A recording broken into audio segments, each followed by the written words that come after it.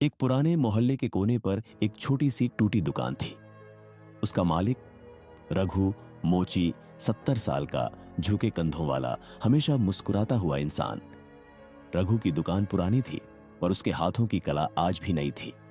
लोग उसके पास सिर्फ जूते ठीक कराने नहीं, बल्कि दिल हल्का करने भी आते थे। लेकिन अंदर अंदर रघु के पास एक अधूरी इच्छा थी।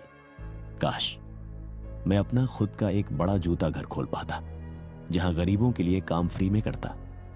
पर उम्र बीत चुकी थी, जमा पूंजी भी नहीं थी। ये बात वह सिर्फ अपनी डायरी में लिखता था, किसी को बताता नहीं। एक दिन एक 16 से 17 साल का दुबला पतला लड़का आरव दुकान पर आया। उसके जूते पूरी तरह फट चुके थे। रघु ने पूछा, बेटा इतने फटे जूते नया ले लो। लड़का मुस्कुराया, अंकल नया लेने की औकात नहीं है, बस इतना कर दें कि 2 से 3 महीने चल जाए। उसकी बात सुनकर रघु ने चुपके से मुस्कुराकर कहा, जूते नहीं, किस्मत भी ठीक कर दूंगा। रघु ने जूते ऐसे ठीक किए जैसे किसी कलाकार ने कोई टूटी मूर्ति जोड़ दी हो। जब आरव पैसे देने लगा, रघु ने हाथ रोक लिया। आज मुफ्त, जब कामयाब हो जाना तब दे देना। आरव ने हैरानी से पूछा, अंकल आपको कैसे पता कि मैं कामयाब बनूंगा? रघु ने कहा, क्योंकि तेरी आंखों में भूख है, और भूख वाले लोग कभी हारते नहीं। आरव उस दिन पहली बार किसी अजनबी की मेहरबानी महसूस कर रहा था। उस दिन के बाद आरव अक्सर आता, कभी काम ढूंढने की सलाह लेने, कभी सिर्फ बातें करने। रघु उसे अपने बेटे जैसा मानने लगा। एक दिन अचानक आरव पूरी तरह गायब हो गया। 1 हफ्ता, 2 हफ्ते, 1 महीना, कोई खबर नहीं। रघु हर दिन सोचता, कहीं कुछ हो तो नहीं गया।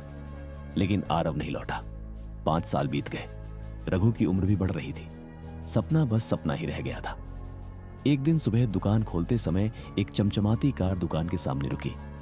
उसमें से एक स्मार्ट नौजवान उतरा। सूट, साफ सुथरे जूते, आत्मविश्वास भरी मुस्कान। रघु ने उसे देखा पर पहचान नहीं पाया। नौजवान आगे बढ़ा और बोला, अंकल पहचाना नहीं? मैं आरव हूं। रघु के हाथ कांप गए। बेटा तू?